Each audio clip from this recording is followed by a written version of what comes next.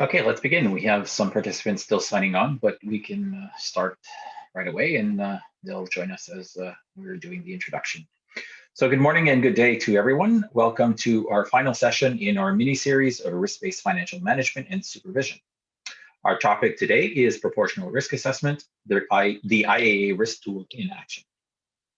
As communicated previously to our attendees, if you wish to listen to the Spanish or French interpretation, please click on the interpretation icon. When using an app on your phone or tablet, this will appear by clicking more. Then you can select the language of your choice, either English, French, or Spanish. Please note this feature is only available with the downloaded Zoom client on your PC, Mac, phone, or tablet. Please note also that this session is being recorded and will be available in all 3 languages within the next few days on our event website. Recordings from our previous webinars on ORSA and actuarial reports are already available for your viewing. We also encourage you during the webinar to submit your questions throughout in the language of your choice, and we will respond to your questions either midway through the webinar or at the end of the webinar. I'd now like to take this opportunity to introduce our speakers today. Firstly, we have 2 distinguished insurance supervisors from Africa, both from the Insurance Regulatory Authority of Uganda. We have Edith Apu, who has 7 years of work experience in the insurance sector, including over 3 years in the regulatory and supervisory experience capacity. At the IRA, she's currently holding the position of actuarial officer, where she works with the project team, spearheading the adoption of risk-based supervision and risk-based capital reforms, developing technical guidance on prudential regulation and actuarial aspects. She's a certified actuarial analyst and currently pursuing the Chartered Enterprise Risk Actuary qualification. Yvonne Killamary. Yvonne has 12 years of regulatory and supervisory experience in the insurance sector with the IRA. He holds a position as manager of risk and actuarial, where he is the team leader in the adoption of risk-based supervision and risk-based capital reforms, developing of technical guidance on prudential regulation and actuarial aspects. He holds an MBA from the Uganda Martyrs University, and he's an associate actuary of the Society of Actuaries in the US and a member of the Actuarial Association of Uganda. He also holds a diploma in actuarial techniques from the Institute and Faculty of Actuaries. Next, we have Jules Gribble. Jules has over 30 years of professional actuarial and consulting experience covering a wide range of areas in superannuation, operational risk management, and governance. His current focus is on retirement income. Jules has worked in large organizations, established and developed a successful consulting business, and has been a partner in the Big Four consultancy. He has a long-standing interest in the professional and supervisory capacity building, including delivery of university courses and many other capacity programs. Up until the end of 2018, he was with the International Association of Insurance Supervisors and supported the development of international capital standards and then supervisory capacity building. Jules is a fellow of several actuarial associations and holds the Sierra designation. Next, we have Nigel Bowman. Nigel is currently the Product Actuarial and Analytics Executive for Inclusivity Solutions, a technical service provider specializing in creating inclusive digital markets. Prior to joining Inclusivity Solutions, he ran an independent actuarial consulting, providing strategic advice, business case development, and financial modeling and product development services to life insurance companies operating in sub-Saharan Africa. He also consulted extensively to the Center for Financial Regulation and Inclusion, CENFRI, on a number of microinsurance related projects. Nigel currently chairs the IA's microinsurance task force and played a key role in writing the paper assessing risk and proportionate risk actuarial services in inclusive insurance markets, and developing the associated proportional risk assessment tool published by the IAA in November 2018. Nigel is also a fellow of the Actuarial Society of South Africa. So without further ado, I'll now hand over to our first speaker, Nigel. Great. Thank you very much, Christian, for those kind introductory words.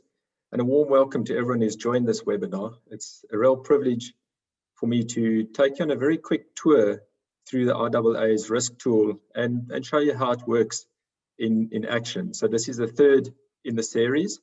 And so, yeah, Christian, can we move on to the next slide, please?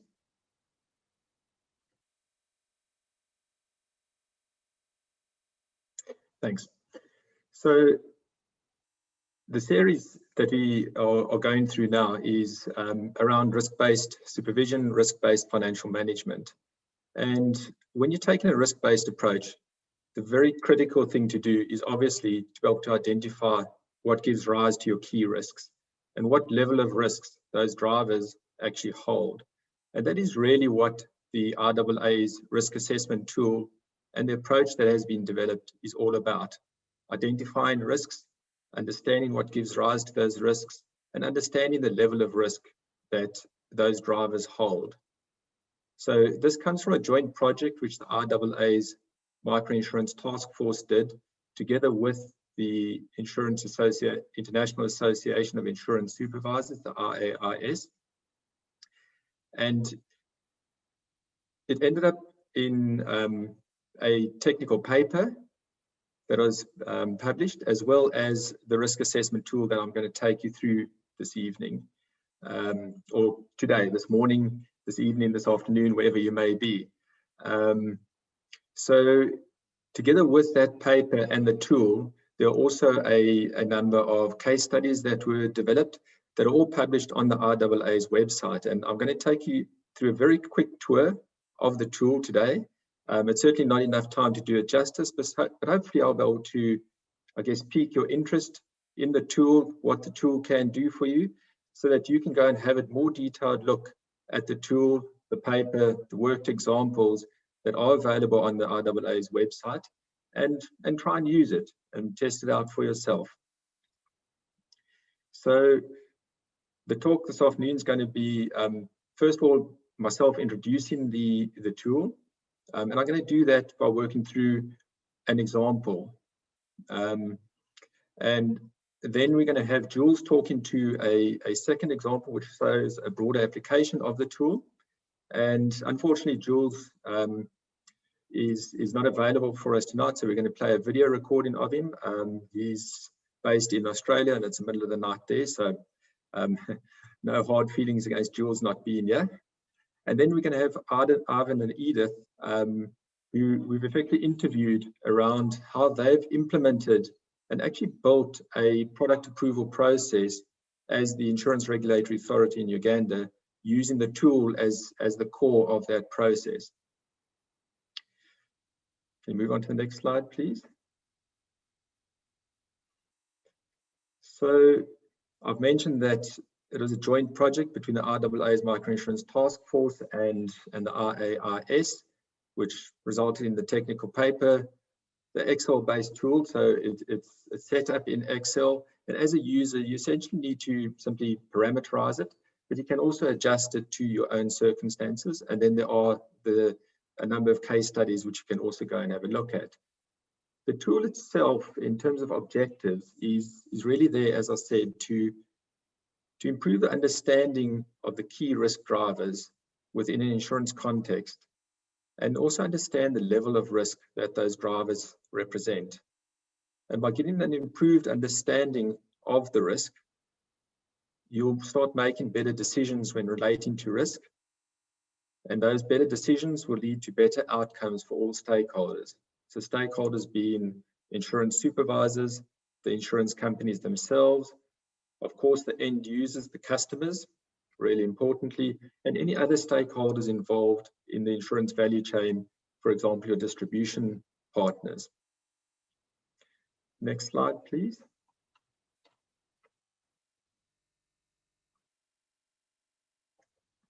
Maybe before I set out in terms of summarizing the process, just a few words to set the context around what the tool can do and what it can't do. And I'm actually going to start with what the tool cannot do. So first of all, it's really important to realize that the tool cannot make decisions for you. So for example, if you're looking to approve a particular product for launch into the market as an insurance supervisor, the tool's not going to tell you whether you should approve it or not. The tool's going to help you understand where the key risks lie, and that better understanding is then used in your judgment in terms of making an informed or more informed decision than you would have. And the tool does that. It helps you take those judgment decisions by facilitating a systematic and structured process to help you understand risk. So essentially what it's doing is bringing, I guess, comparability and consistency to the way that you assess risks. So it's consistency between different people who assess risks because you're following a similar approach, and some consistency between assessments over time as well. It also does bring an element of objectivity, which I guess relates to that consistency that I was talking about. And but importantly, as I said, it doesn't completely remove subjectivity. It's not completely objective. It leaves an audit trail for you, which is really, really important. So coming back in a few months' time after you've taken a particular decision, if you don't have that audit trail, it's quite often really difficult to remember why certain decisions were taken. So having that audit trail is extremely useful. And it also helps bring some decisiveness. So I've actually introduced people, run 2-day courses on this assessment tool. And I start off the course by asking people to do a very unstructured or do an unstructured assessment of a risk assessment of a particular product. And then as we work through the tool, once we've finished going through the tool, we then use it to do a more systematic structured assessment. And almost everyone who goes through that process feels a heck of a lot more comfortable in taking a decision relating to whether that product should be launched or not. So it brings out decisiveness. The tool is also a management tool. So part of the process is to, once you've identified the key drivers of risk, that you take certain decisions relating to how you can mitigate some of the main drivers of risk. And in those decisions, you're making assumptions or setting expectations as to what the impact will be on how future risks unfold. So the tool allows you to obviously document the reasons why you take certain decisions. And then in future, you can refer back to those that documentation and see how the actual risks have unfolded, how your actual experience has run relative to what you expected, which is a very good way of managing those risks and managing the uncertainty, because one is talking about risks which unfold in the future. The tool also aggregates a number of small risks into an overall portfolio view of the level of risk coming out of that portfolio of risks. So what you'll see is that the different dimensions of risk, I'll explain what dimensions of risk mean fairly shortly. The different dimensions are broken down into various categories, and the tool provides a way of aggregating the risks from each of those separate categories into an overall view of the level of risk. And we all know that portfolios behave differently to how the individual parts of that portfolio behave. A perfect example of that is a portfolio of investments. And finally, the tool provides a very generalizable process. So we'll see that the tool can be applied in a number of different circumstances. It can be applied retrospectively, looking backwards, looking forwards. It can be applied at a very micro level. It can be applied at a broader, more macro level. So maybe just to summarize then, sort of 4 key contextual points of the tool. It doesn't make the decision for you. You need to apply judgment is the first point. Secondly, it serves as a really good management tool. Thirdly, it aggregates individual risks into a portfolio view. And fourthly, it's a very generalizable process or approach. So now moving into the summary of the process, the first step is essentially to set your risk matrix. So a risk matrix is essentially what aggregates those individual risks into an overall portfolio view. I'll spend a little bit more time explaining what that is, and also setting your risk appetite. So at what level of risk do I become too uncomfortable to accept risks? And that you need to do for your input dimensions. You then set the criteria for assessing the risk within each of those dimensions. So these are effectively your different risk categories making up a broader grouping of risks. You then go and assess each of those risk categories or criterion to give the outcome of the level of risk for a particular dimension. You review the dimension outcome, so step back a bit, reflect, does it look reasonable? And then you can also go back and consider what actions can I take to reduce the key risks that are emerging. And you can go back, reassess the risks that you have planned to take particular actions on, and see how your overall risk is impacted by the reducing those individual risks. And then the risk matrix is essentially combines the different dimensions together, and that output that comes from the risk matrix and your improved understanding of the risks is then fed into your broader decision-making process. So I'm going to try and explain this, what is probably a very sort of fuzzy concept at the moment, within the context of an example of doing an assessment, looking at a particular product that is due to be launched by a particular insurance provider, which are the two dimensions of risk: product risk, provider risk. And it's been viewed from the perspective of a supervisor who is assessing that product and deciding whether that product can be launched into the market or not. And then Jules will take us through a second example, which starts adding additional dimensions to it, illustrating the flexibility of the tool and how it can be built out into a broader process, how it can be applied at an industry level rather than at the more micro or product level. And it's applied from the perspective of also a supervisor. In the second example case, it'll be applied from the perspective of a supervisor who's managing the prudential consequences of effectively a higher level political decision that was made, which they, as a supervisor, had to go and implement. Next slide, please.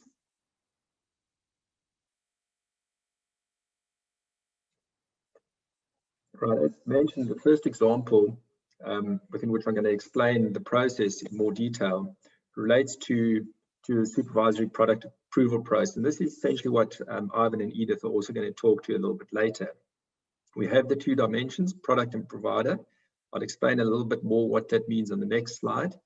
The supervisor effectively is reviewing an insurer's assessment of their product, or maybe doing their own assessment and comparing it against the insurer's assessment. And if the same tool has been used in assessing the risks of the product, then that provides a common language for supervisor and insurer to discuss any key differences there. So there's quite a lot of value in that. It requires professional judgment in making the decision whether that product should be launched or not. So as I've said already, it doesn't give you the answer of whether the product should be launched. It simply helps you to understand the risks in much more detail and gives you comfort in taking that increased understanding into your decision-making process. So there will always be other external factors that one would need to consider when taking your decision. For example, if you're a supervisor who has a strong developmental mandate, you may be willing to approve a product which actually holds a level of risk which is slightly above your risk appetite if the developmental impacts of that outweigh that little bit of extra risk. So there's quite a bit of judgment that needs to be applied at that point particularly. The process is accessible to a very wide range of inputs from different kinds of people, effectively reflecting the Delphi process, if you're familiar with that, where you can bring in inputs from people who are both technical, maybe coming from an actuarial background or actuaries, or people who don't necessarily come from a very technical background, but are very experienced within the industry. And finally, then it provides the input. So that the purpose of the tool and the process is to provide that input, that increased understanding into that wider decision-making process. Next slide, please. So the two dimensions in the supervisory example that we're looking at are product risks, provider risks. So by product risks, we mean those risks that are essentially inherent in the design of the product, the benefits that the product is offering. They're very often technical in nature, or can be viewed as actuarial, potentially prudential kind of risks. So examples that would come into play there are the lack of pricing data, for example, which is very common in quite a number of developing insurance markets, or exposure to big aggregations of claims, excessive claim amounts, etc. On the provider side, the kinds of risks there relate to the ability of the insurer to develop appropriate products for the target market, deliver those products to the target market in an appropriate way, and maintain those products going forward, manage them correctly. So you can see they typically operational of nature. And examples here would include lack of internal controls, lack of available skills, which is again often something that applies in a number of developing insurance markets.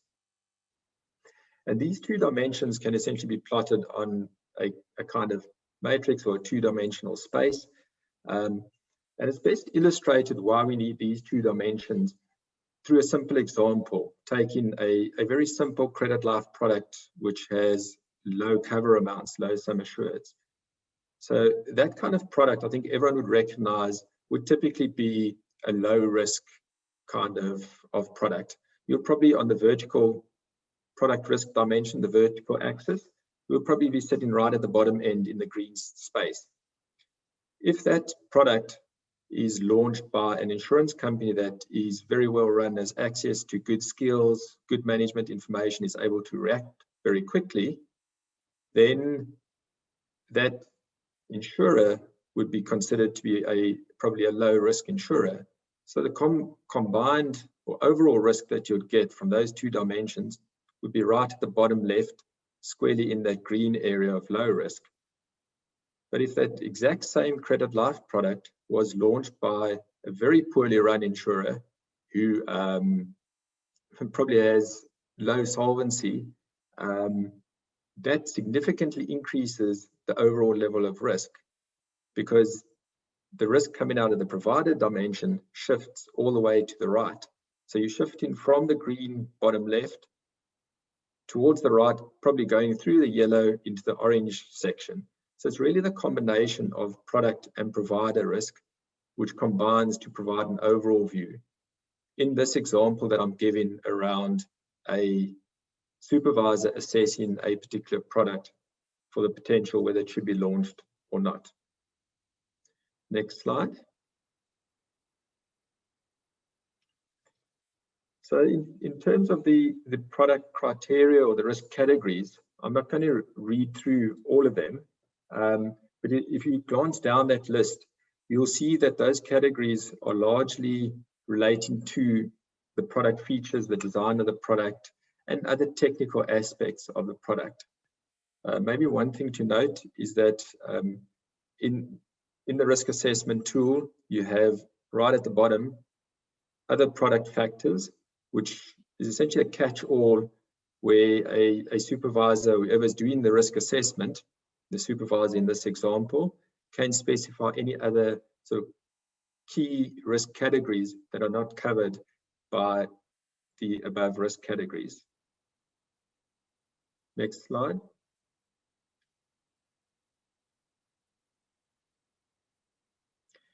I think similarly on the provider criteria or risk categories that need to be assessed, you can see there that they relate very much to operational things. The one area in provider which may not be that operational relates to the technical insurance management side of things.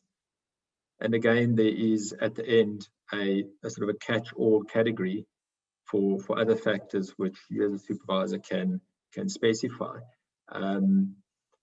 Maybe just a sort of a word of note is that the flexibility of the tool is such that these product criteria and provider criteria are essentially suggested risk categories.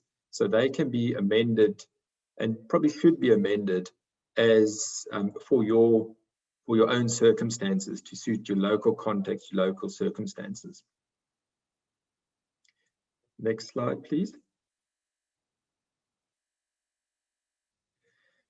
Right, so now that we've got the different risk categories within both product and provider, the next step in the process is to effectively work through each of those risk categories.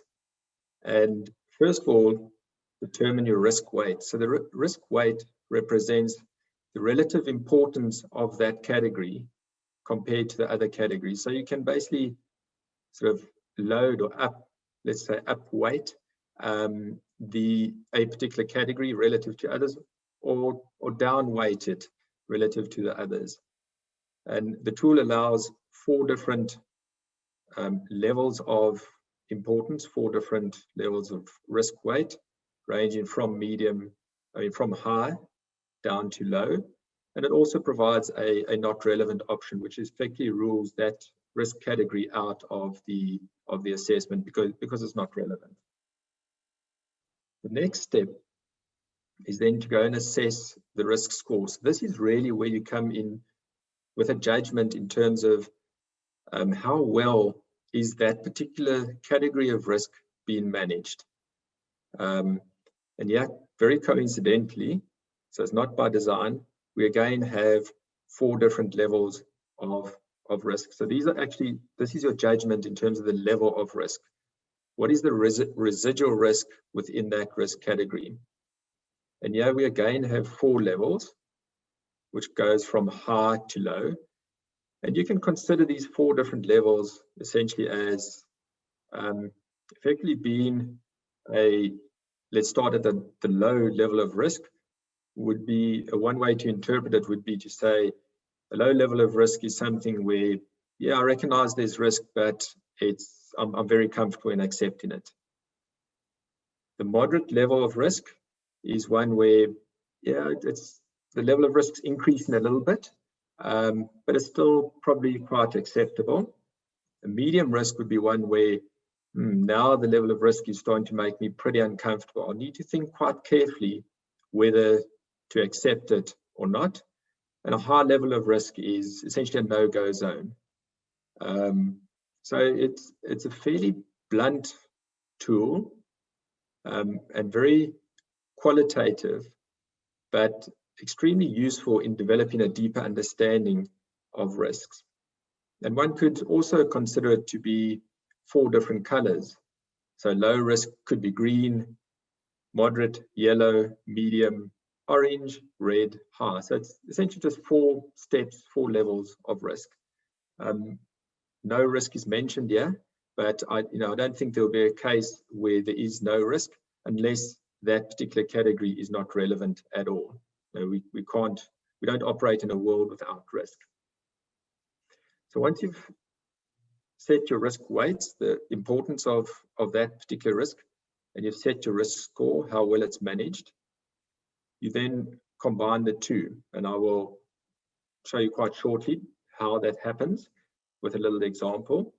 But the risk weights are converted into essentially a percentage that adds up to 100. So that's simply used to weight the risk scores that you've given to come up at an overall risk level for the particular dimension that you are assessing, either product or provider.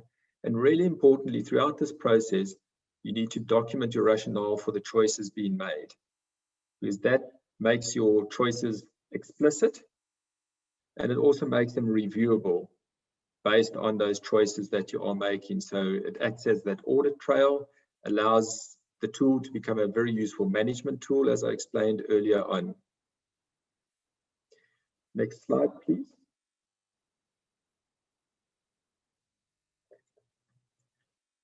So being an actuary, I couldn't quite resist not putting in a few numbers. So this little table gives you a bit of an idea of how the overall risk score for a particular dimension, in this case, the product risk dimension, is calculated. So you've got your risk categories on the left. I've just taken a small sample to make it simpler here. For each of those risk categories, you go and set your relative importance, your risk weight. The two gray columns essentially represent internal workings of the tool itself, which takes those risk weights, the low, moderate, medium, and high, converts them to a value, converts it to a weight that adds up to 100. Then the really important part, go and set your risk score. So how well is that risk managed? What is your view on the level of residual risk? And that would either be a 1 corresponding to low, up to a 4 corresponding to high. The weighted risk score is calculated as the product of that weight, the percentage column, times the risk score. And that's summed up to give you a overall score or level of risk for that particular dimension. Next slide, please.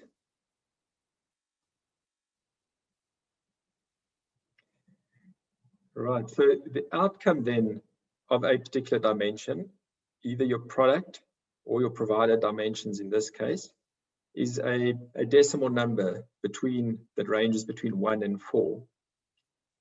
The tool then converts that number into a level, again, a level of risk ranging from 1 through to 4. So again, 1 would be your first level of risk. You can consider it low, you can consider it green. We've chosen to use these colors in the risk assessment tool to make it visual. And the way that it maps that decimal number to the 4 different levels is simply by choosing bands within which a risk score will match to a particular level. So in this example, we have any score that is up to 1.5 maps to your green level of risk or low. Anything between 1.5 and 2.25 maps to the yellow or the moderate risk, and so on. Next slide, please. Right, so now the matrix in the middle towards the bottom is essentially where the 2 dimensions, your product dimension and your provider dimension, scores are combined to give you that overall portfolio view of risk. So in this example, input dimension 1 being your product risk dimension, the score came out at a yellow level or level 2. So that shows you or takes you to the second row from the bottom in the matrix. The overall provider score came out at a red level or high, which puts you in the rightmost column of that risk matrix. So your overall portfolio view of your risk is where the row and the column intersect. And you'll see that that's colored red in your risk matrix, which means that the overall assessment is a red. So the implications of this is that you need to define this risk matrix up front. And essentially what the matrix represents is the level of risk that each possible combination of provider risk and product risk, what that combines to in terms of an overall level of risk. So let's now move to the top left, where that represents one of the first parameter choices that one needs to make, which is how to map those decimal scores coming out of each dimension onto a level 1, 2, 3, or 4 risk. So ranging from green through to red. And you can see there that it can differ across different dimensions. The dimension 1 score, product risk score in this case, is anything up to 1.75 is green, whereas dimension 2, the provider risk, is anything up to 1.5. So you'll see the bands are all lower for the second dimension in this case, which essentially means that I'm a little less confident in taking provider risk, the second dimension, than taking product risk.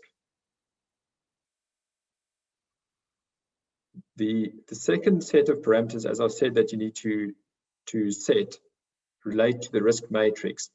So there you need to now decide for each combination of product risk and provider risk, what they combine in terms of an overall level of risk. That's very easy on the bottom left, where you've got a green product risk and you've got green provider risk. So bottom row, leftmost column, that's very easy to say, yeah, that should combine to an overall green level. As you move further towards the middle of that matrix, it becomes a bit more difficult to decide what are the combinations of what the different combinations should combine to in terms of overall level of risk. And quite importantly to note, you can, if you would like to, have an asymmetric risk matrix. So yeah, you can see on the product side, your green goes up a little bit higher in the first column relative to the bottom row. So again, you're feeling a bit more comfortable with product risk and a bit less comfortable with provider risk if you set up your risk matrix in this way. And then you also need to set up your risk appetite. And these should all be done before you go through your assessments. Otherwise, there will always be that temptation to retrofit your answer to be within your risk appetite. And the parameters that you set should reflect your specific situation. So it will be different in different situations. In I guess, different countries, different products that you assess in, etc. Right, next slide, please, Christian.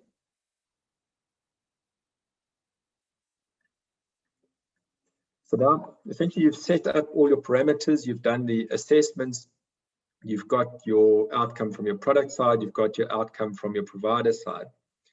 So what I'm showing here is, well, let's say, for example, it's come out in terms that the leftmost matrix on this slide, where your product risk came out at a high level 4, and your provider was level 3. So the intersection was in the top row and the third column from the left, where the black cross is.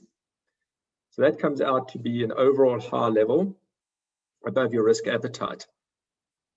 And this is where you can go back and then very easily identify the key drivers of that risk. So I've taken a small shot from that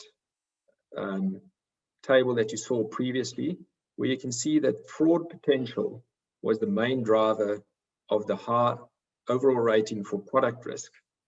And you can then go and decide, are there any actions I can take to mitigate that risk, to reduce that risk? And once you've decided what you can do, you assume those actions are implemented, and the impact of that can be to reduce the overall level of risk for your product, which could potentially move it down from high to medium, from red to orange in this case. And you can do something similar on the provider side, because the structure of the tool allows you to very easily go and identify those areas that are driving your risk. So what are the key categories of risk that are driving the highest scores of risk? And it becomes an iterative process which you can repeat a number of times until you're comfortable that you've got an acceptable level of risk, or you've got a full understanding of risk, and there's probably nothing more that you can very easily do to reduce your level of risk. I guess at this point you should be able to see why it can be a very good management tool, because in your choices that you're making to reduce your risk, you're making certain assumptions what effect those actions will have in future. And then 6 months down the line, you can go and compare whether the actual experience reflects those expectations that you had when you took those decisions. So it allows you to very easily manage those risks and see, but hang on, I'm not getting the reduction in the fraud potential that I had expected by taking the action of changing my, for example, my benefit design to something which is less prone to fraud. And therefore, I need to look at alternative solutions because it's not having the effect I thought it would have on the overall level of risk. Next slide, please, Christian. Right, so we're very close to the end. Just basically to try and summarize the overall process and pull it all into one. The first step in the process is to go and set your parameters. So yeah, you need to define what that risk matrix looks like, each combination of product and provider risk. What overall level of risk does that lead to? Set your risk appetite and map to particular levels of risk. You then go and do your product and provider risk assessments in step 2 and 3, can be in any order. Making sure that you document the reasons for the choices that you're making. So that documentation, I cannot overemphasize the importance of that. The product and provider assessments are combined into an overall rating via the risk matrix. You compare that against your risk appetite, and you can circle back, think through any mitigating actions that you would like to take. So this would be where you as a supervisor could go back to, in the example that I'm talking about, could go back to the insurance company and say, look, we've identified this area of the product to be giving rise to a high level of risk. We think you should change your benefit design to X, Y, and Z, which should reduce your risk to a level which we would feel is acceptable. So when you circle back through to the mitigating actions, you go and reassess those risk categories that action would impact, and you can cycle through that process a number of times if you'd like. And then that improved understanding together with the outcome then feeds into your business decision. Should I go ahead and allow this product to be launched into market or not? Right, I think we've got a little bit of time for questions. Maybe we can take one, possibly two questions before we move on to Jules's section, which illustrates the second example of how the product approval process can be applied. Okay, I did see one question in the chat that came in Spanish. I'm wondering if Lucas can look at that. Ah, okay. So maybe we'll go to the next slide because that'll sort of answer that question. So the question is the tool available to us? If so, where can we find it? So we answered this on this slide. You can actually find the paper and each of the tool files available on our website, actuaries.org. If you select the icon publications and papers, you'll need to scroll down a little bit because it's in chronological order of our papers that we've released. And this was released in November 2018, and you see the image on your screen. So you can access the paper itself. And Nigel, I believe there's 4 Excel files, if I remember correctly.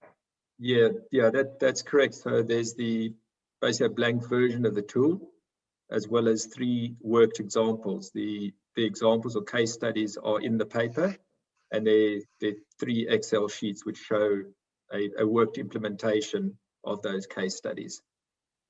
So okay. I'd certainly encourage people, if you have any more interest, to go and have a more detailed look, have a play around with it, because this is a very, very quick tour through the tool, and I have done some training courses which actually cover 2 days of face-to-face training on this tool.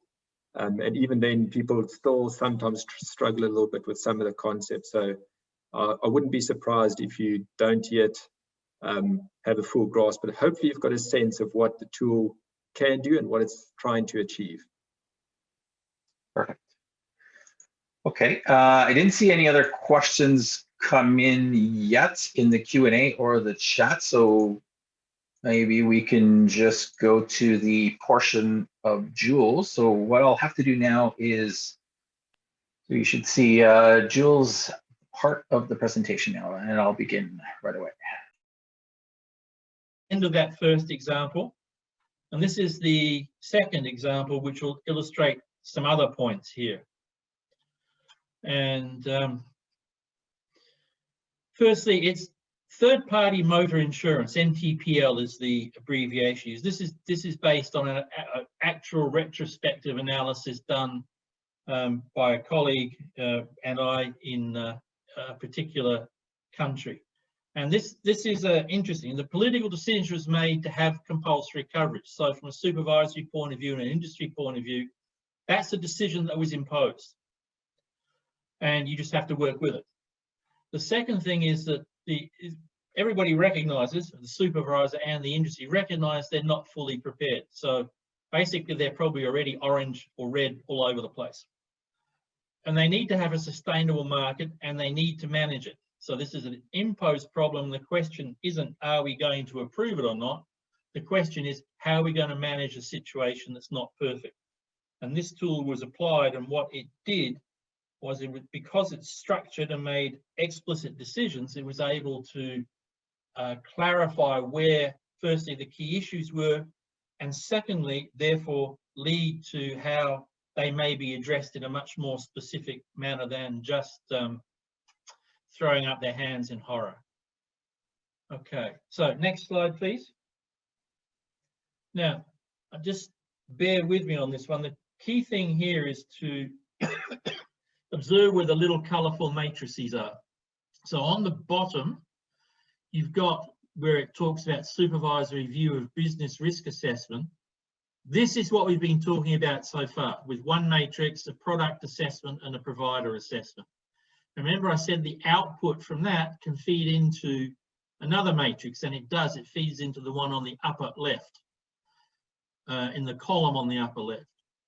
On the other hand, we've now applied the process more broadly, and within the supervisory risk assessment, some other assessments are done and by the supervisor. So what the supervisor in this context did was what we called a marketplace risk assessment. This is the one up, second from the bottom.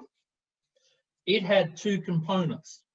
The first component, first dimension in that was, how capable are the consumers? Like, have they got a clue or not? And are they interested? And things like that. So that's the market, external market for the product. The second element of that marketplace risk assessment is where the supervisor's view of its own capability to address this product style in the market. So that gave you two dimensions. You pop them into major assessment, you pop them into a matrix, second one from the bottom, and it produced an outcome that went up to the market risk assessment one, and that was an input to the next level matrix. Okay, because the marketplace assessment goes to the column on the left of the box that's third up from the bottom. And then specifically, because this was in an actuarial and a prudential context, the supervisor made an assessment of their actuarial capability. None of the rest of it, just the actuarial capability, because this was viewed from a prudential and a financial problem as strongly an actuarial challenge. And that provided the second dimension of that supervisory risk assessment, which is the bit, the second row from the top, if you like, looking down. So I've used the process, and then finally, the two bits come together with the supervisory view of the business risk assessment from the bottom, coming up to the column on the left in the top matrix, and the overall supervisory risk assessment, which came into the rows. And that generated the supervisory prudential actuarial risk assessment, which is how happy was the supervisor from a prudential point of view with all these bits that are happening underneath them. And as Nigel has highlighted, that prudential risk assessment feeds into a broader supervisory decision-making process, because there may be other aspects to be considered than the ones that we've considered here. But the key point here is that we have applied the process in a sequential manner 4 times, once for each of these little matrices to get an aggregate piece at the top. Okay, next slide, please. And so in looking at this, here are a number of criteria that can be addressed. So the marketplace is slow to change, it's mandatory cover, all things that are basically problems here. So that gives you some context, and I'll show you where we got to on our initial assessments in the next slide, if I may. So this is a way of what I call cascading upwards the results from the matrix we saw 2 slides ago. So here's our assessment of the business from the prudential point of view, product and provider. These are both orange, which in the risk matrix we used generated an orange outcome. So, you know, we weren't too enthused about the industry's capacity to manage either the provision of the product or design it, but it's not a disaster area. And that's what's reflected here. On the other hand, looking at the work we did from the supervisory side, the first one was the marketplace assessment. And here the consumer capability was ranked pretty poor. That's a problem. And the supervisor's capacity, remembering they weren't prepared, it's not great. But orange and red in the matrix you use generate a red outcome. So now I've got a very not happy answer from this process to being propagated up. I put that together with my actuarial capacity, where I've got some, but again, it's not great. And again, a red, a not happy, and a concern generate a supervisory risk assessment of red, not happy. And when I do the final step, red and orange generate red. This is I'm not happy outcome. And that's how I think of it, right?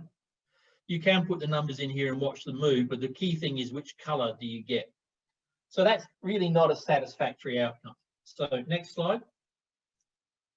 We do the iteration and go, what can we do about this?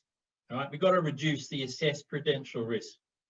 So we can exclude, in the short term, we can improve the expertise and resources. And the only way to do that in the immediate is to outsource it from a supervisory point of view. Because you haven't got time to say, we're not going to do this process for 5 years while we build up our capacity. So outsourcing. The second thing that can be done is you get good data. So at least you can know what's going on. And in that context, it was clear that neither the supervisor nor the industry had good data. So this is a longer term process, but you can identify it as something that's clear and you can put in place immediate steps to start it. You can check capital adequacy status of the potential providers, because more capital they've got, the more mistakes they can survive before they go bust, and you can get a sense of their strength by watching the capital levels. You can check the financial strength of the shareholders, because the companies may need to get more capital to come in, and you can increase the depth and frequency of reporting. And the point of these things here is these are all specific actions that you can take, which you can drive out of the identified really weak areas in your analysis beforehand. So next slide, please. So if you do that, the slide we had at the beginning, which ended up with a red box here, which was basically not acceptable. On the right-hand side, provide a risk analysis. You can do some work here with the provider's capability of developing and delivering the product. So you might reduce, it's possible you could reduce this from an orange to a red, although in this process we didn't do it because we were focusing more on supervisors. But that's an obvious thing to encourage the insurers to do. On the other hand, over here on the left, this in supervisor capacity box, we've put in place steps by outsourcing and bringing in expertise to move this guy from an orange to a yellow. And that's good because when yellow and red propagate up, they propagate up into the marketplace risk assessment of being orange, not red. It's one level lower. And you may remember that we had an actuarial capacity of orange, and if we do outsourcing and get some expertise in, we can bring that down to a yellow as well. These are all prospective plans, given that the decision's been made, but at least we know how to address them. And that means that you will bring forward, hopefully, a supervisory risk assessment that's now yellow. And yellow is pretty likely to be acceptable.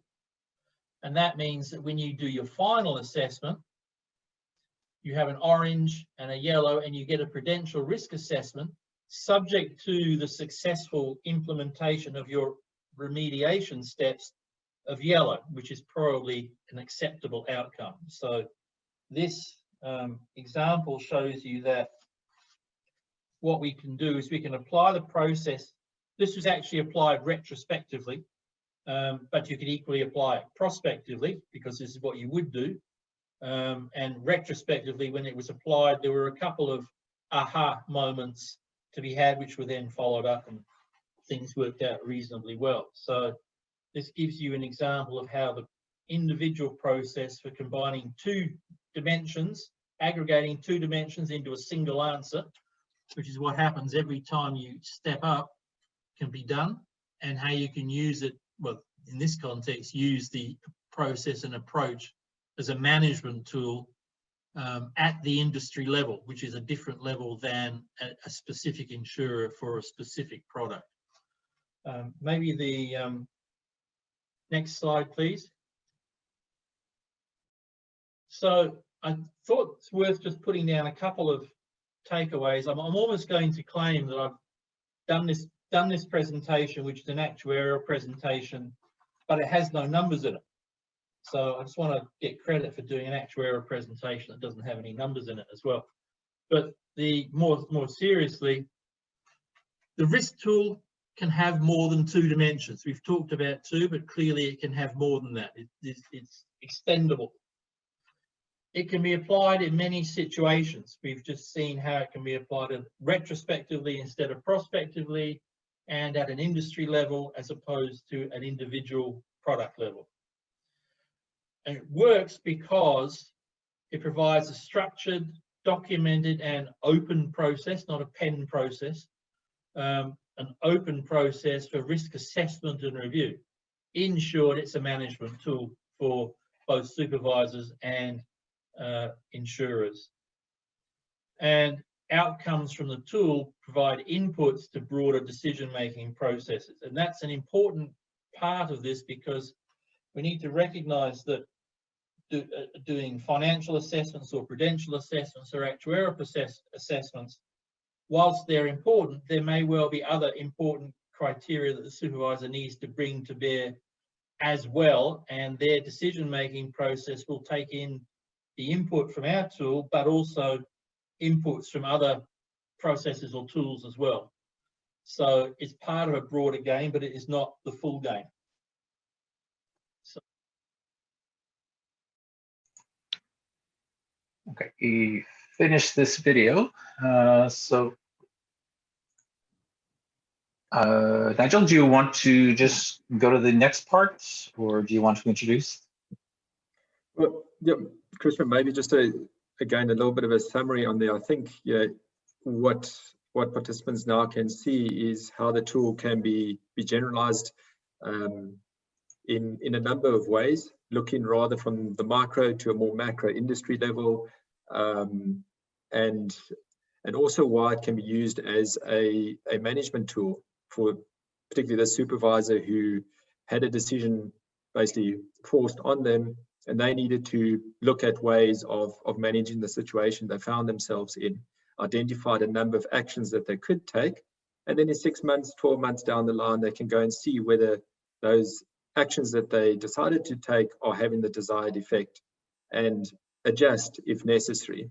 So very nice illustration of the management tool as well.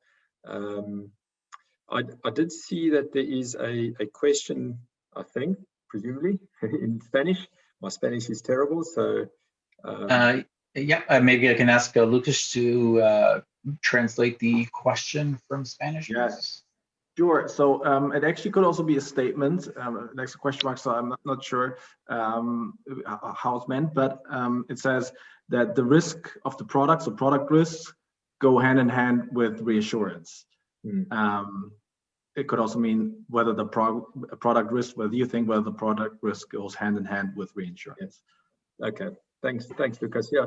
So yeah, absolutely. It is certainly one of the key things that can be, well, key mechanisms that can be used to manage particularly your product risks. So when you're doing the assessment, that is one of the areas that you need to consider, for example, whether your reinsurance treaties are appropriate. And you're looking at the residual risk once the reinsurance treaties that are in place have been taken into account. So, for example, if you hadn't even considered reinsurance, probably a bit of a silly example, your sum assured risk category may be rated as, you know, risk score that's really high, 4, and then one of your mitigating actions is to put into place a reinsurance treaty. When you reassess that risk category, that could drop from a 4 to a 3 or maybe a 2, level 2 risk, which would have an overall impact. You'll see how it feeds through into the overall view of risk. Christian, maybe if we go on to the IRA's interview. Sure, just give me 1 second, I'll just transfer over. Thank you.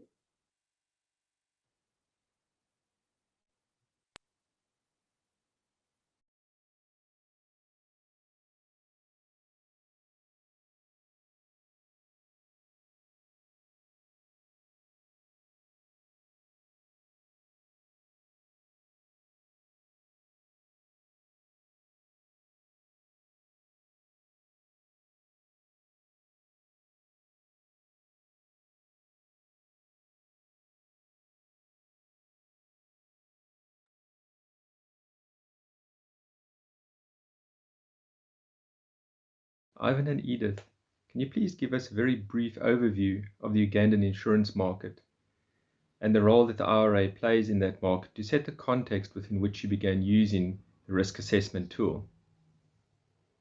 Thank you very much. The Insurance Regulatory Authority of Uganda is a government agency whose main mandate is to regulate and supervise the insurance sector. Along that key mandate goes the key aspect of ensuring that we protect the interests of policyholders.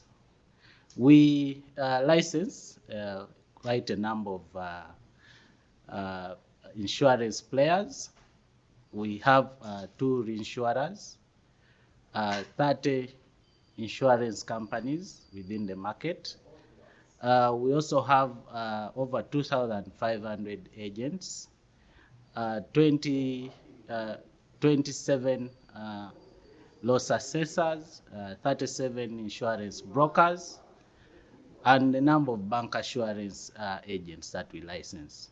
We do license for purposes of protecting the policyholders. Still, we also do ensure that all the products that are sold on the insurance market are approved by the authority, and which really sets the context for us to use the risk assessment tool. So all products that are submitted to the authority must be approved by the Insurance Regulatory Authority after ensuring that they have been reviewed internally, with the main purpose of ensuring that these products here are fair to the policyholders who are going to take them up. Wow, that's quite a number of entities that the IRA supervises, which means you must receive quite a lot of product approval applications every year. Can you please explain how your product approval process used to work before you adopted the risk assessment tool, and what were some of the challenges that you were facing at the time? Yes, basically we would, in the past, would still receive the products, because our main mandate, as specified in the Insurance Act, is to ensure that we protect the interests of policyholders. So we would receive these products and then pass them on to different specialties within the IRA, which is the regulator. So some of these specialists would be specialists in life insurance business, specialists in general, health, as well as the actuarial and the legal specialists. So these specialists would take time and review these products, and then based on their knowledge and areas of specialization, would then make comments, which comments would now be either sent back to the companies, and then before these products are approved. So that's the way we were reviewing and approving these products. It was that kind of process. The main challenge with that process is that it was not standardized and structured. So much as we are doing the best we could to ensure that the products are approved, we realized that the lack of a structured process and standardized process meant that the process was a bit subjective, which then would affect the outcome of the product approval process. So that's the main challenge we had until we then went for a more structured process of having the risk assessment tool. Thank you. So how did you go about adapting the old product approval process to incorporate the risk assessment tool and bring about that standardization that you're looking for? And can you please explain how the new product approval process works? Thank you so much. Ideally, a training was organized by Financial Sector Deepening in Uganda, and through that training, the technical experts from SEMFRI took the IRS staff through the proportionate risk assessment tool for product approval. And ideally, through that training, we were taken through how the risk assessment tool works. And ideally, the risk assessment tool helps to enable a team identify primary risk drivers inherent in a product, and also to help the team identify some mitigating actions that can enable a systematic rollout of this product. And ideally, the risk assessment tool focuses on a number of aspects, and these are the team that is set aside is to set a risk appetite, and this risk appetite is basically just to guide on what they deem to be acceptable as a team on their side. And then also an assessment of the product itself is done. And on this product side, what you're looking at is the design of the product, the methodology that has been used for pricing the product, availability of data that has been used for some analysis. And also you look at things to do with reserving aspects, and also if the clientele or the insurance industry could be well aware of this kind of product. So you then look at the importance of some of those risk drivers and also their risk score. Secondly, you also do a provider assessment, and by the provider we mean the insurance company. And what we focus on here is if the insurance company has the technical capacity to roll out this product. Have they got the technical skills? Do their customer service team know very well about the product, and do they sell it to the best of their ability? So those are some of the things that you look at for the provider assessment. And ideally, after looking at those two parameters, that's the product and provider aspect, you then come up with a risk score that you compare to your set risk appetite. And ideally, if there is some risk exposures that you feel disable approval of this product, you can also come up with some mitigating actions that can then enable you to be able to accept approval of this product. So after looking at that risk score and look at all the mitigating actions, you then come up with a business decision, either to approve the product or not to approve the product. So after going through the process that is embedded in this tool, the team then agreed that a product approval committee be formed that consists of legal officers, consists of an actuarial expert from the actuarial team, some non-life insurance officers, life insurance officers, and representatives from the Market Research and Development Department.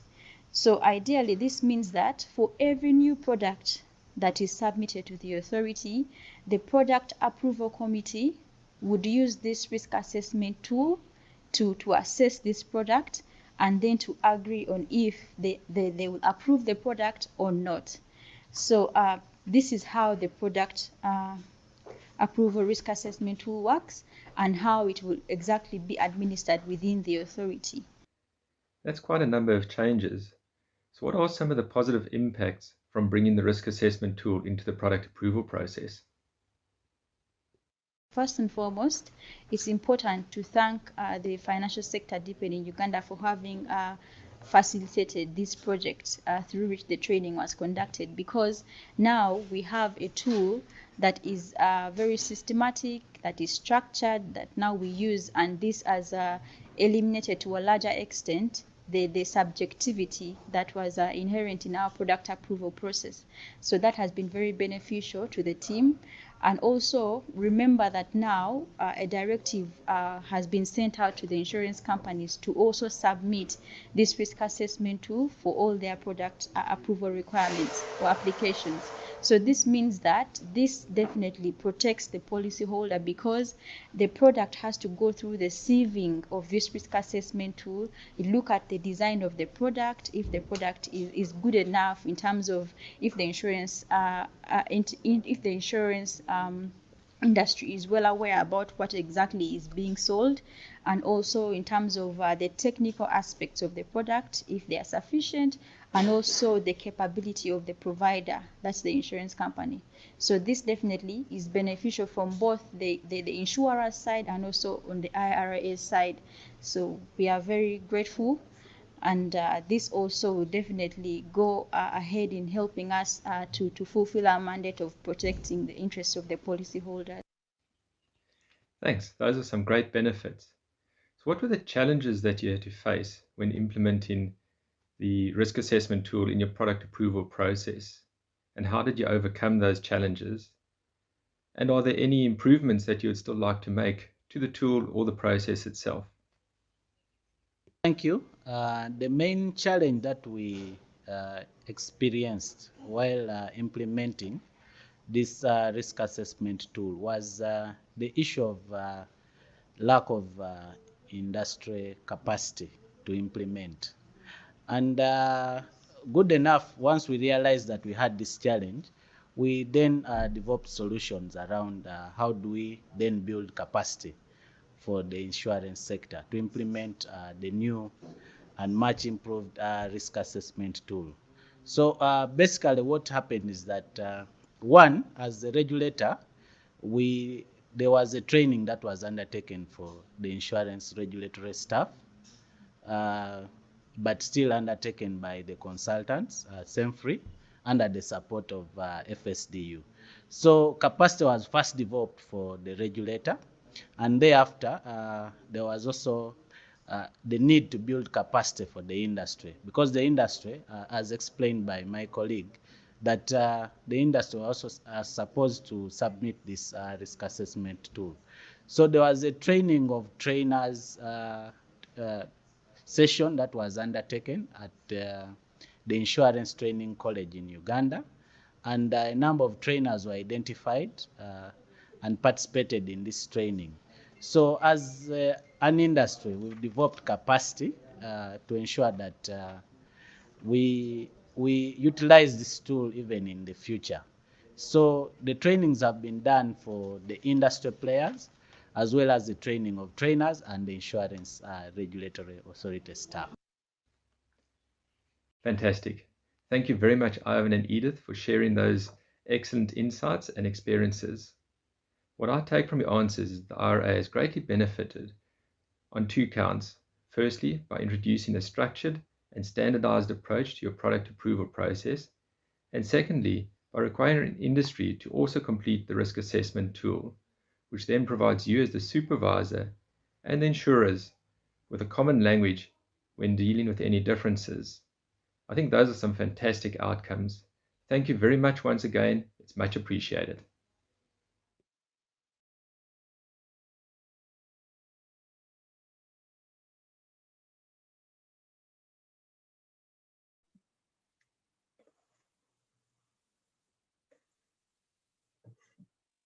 Great, thank you very much, Ivan and Edith, for those insights. Yeah, Christian, I do see there's a question from Yvette Diaz about whether the tool is quantitative or qualitative in nature. So I think Jules was very proud that he was able to present without any numbers. So no, the tool is actually very much qualitative in nature. So quite purposefully qualitative. And I think I've had a few conversations actually with Ivan and Edith on this, so maybe it'd be good if they weigh in as well. But I remember them saying to me that they actually see a lot of value as supervisor in Uganda of having a qualitative assessment of risks, which then complements the typically qualitative so risk analyses and assessments that are done, for example, in an ORSA, where you're doing a lot of stress tests, a lot of numbers, etc. Whereas your qualitative assessments can quite easily pick up things which you would not really see in the quantitative assessments. So Ivan, Edith, would you possibly like to comment a bit on that and just your experience of the qualitative nature relative to the quantitative nature of the typical tools that are available to supervisors?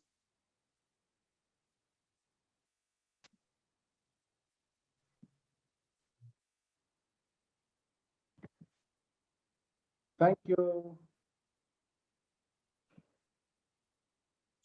Thank you, Nigel and Christian.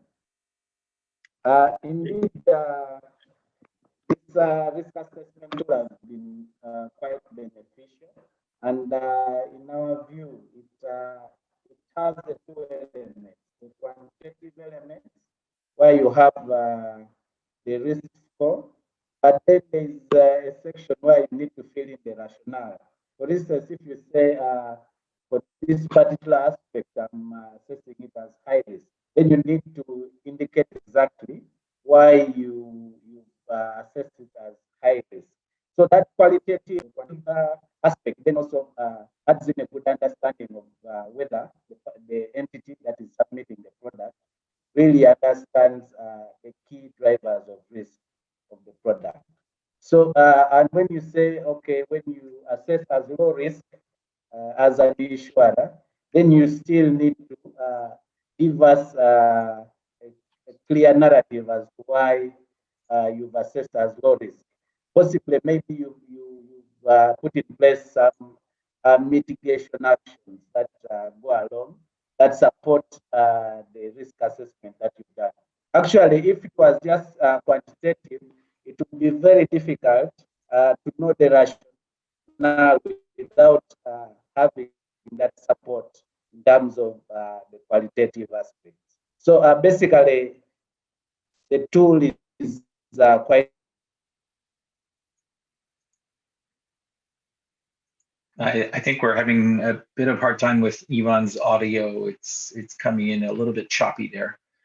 Is Edith there as well? Or? Beneficial in that aspect. Thank you.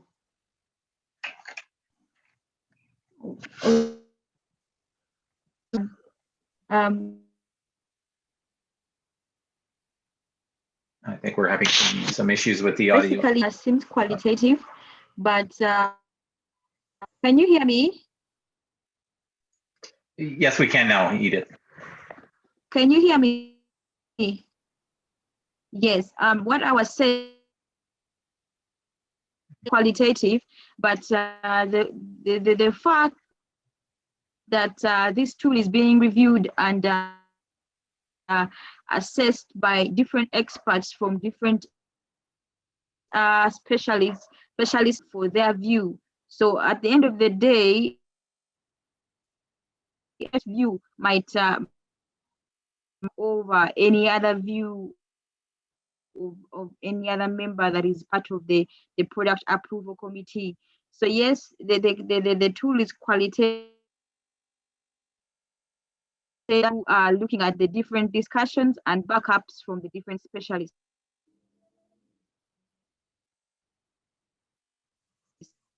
Okay. Thank you, Ivan and Edith. And yeah, apologies everyone for we seem to have a bad line to Uganda today. So that's unfortunate. Are there any further questions?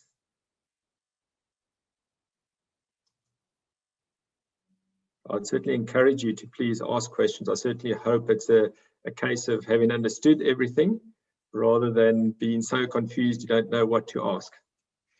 Yeah, I did get a question in the Q&A about where to find the Excel files. So as we mentioned earlier, if you go to the IAA website, and maybe I'll go to the last slide. So our website address is actuaries.org. And if you click on publications and papers and just scroll down to, they're in chronological order. So if you scroll down to November 2018 is when the paper was published, you'll find a little write-up. You'll find, you can click the link to access the paper.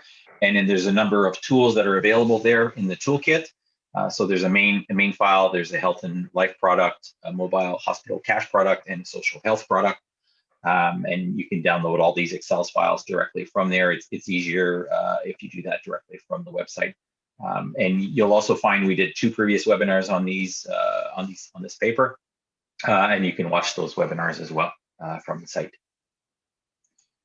Okay, we have another question. So on the average, how long does it take to apply this tool in reviewing a new product?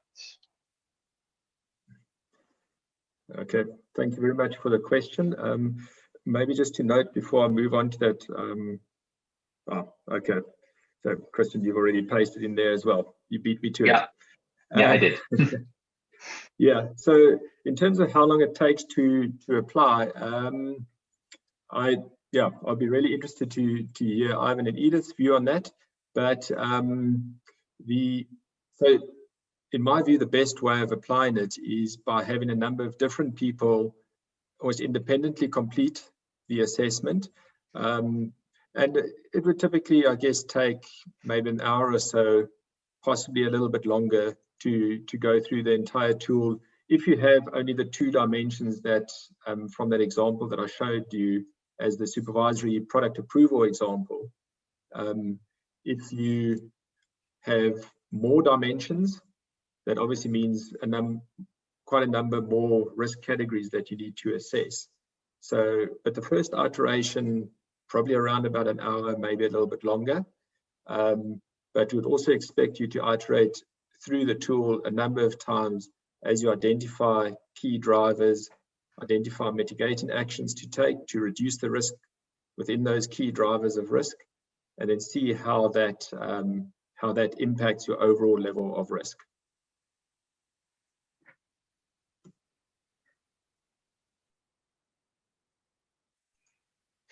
Okay, we have another question. I'll try to understand it. What do you do about COSO? And I'm not sure what what this means in insurance risk assessment.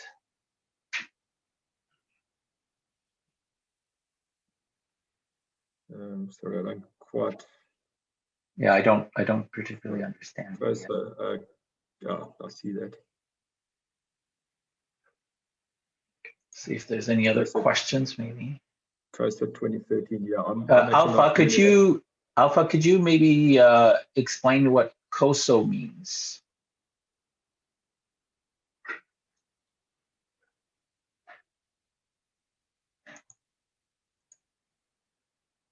Okay, I just encourage anyone, if you do have any questions, please go ahead and ask them in the Q&A, and we'll take your questions.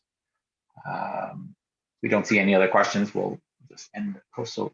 Contrôle interne. Okay, so internal controls. So what do you do about internal controls in insurance risk assessment? Yeah, so in that supervisory example, if I know I went really quickly over the provider risk assessment categories, but the internal controls fall very squarely within those some of those categories within the provider assessment. So where for the relevant category, if you're basically making a qualitative assessment of how good your internal controls are, and obviously if you feel you've got really good internal controls, you'll be rating that as with a low risk score. And if feel you've got very poor internal controls, possibly quite difficult to be fairly honest about these things with yourself. But if you feel you've got fairly poor internal controls, then you'd obviously be rating a fairly high risk, sort of a level 3, maybe a level 4 risk for that internal control. So, if that is one of the key drivers of your risk, you can then go back and identify ways of trying to mitigate that risk that you've identified.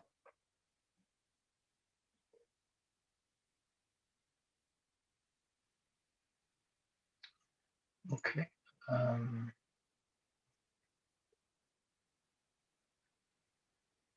not sure I understand the other question, but I think that's all we have at the moment, Nigel. So I'd like to thank you for this presentation, as well as Edith and Yvonne for being here, and obviously for Nigel for having presented today.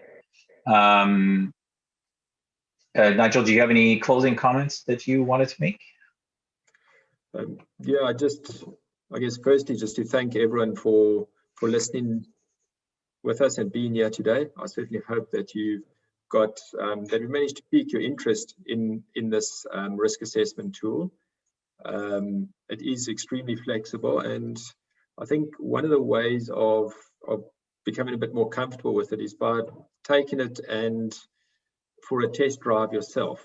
So I'd really encourage you to go to that link that Christian pasted into the chat to access the tool and the case studies and have a look over it, and feel free to contact myself or Jules. Our contact details are in the presentation, so feel free to contact us if you have any questions after this, and we'll try and answer them as best we can.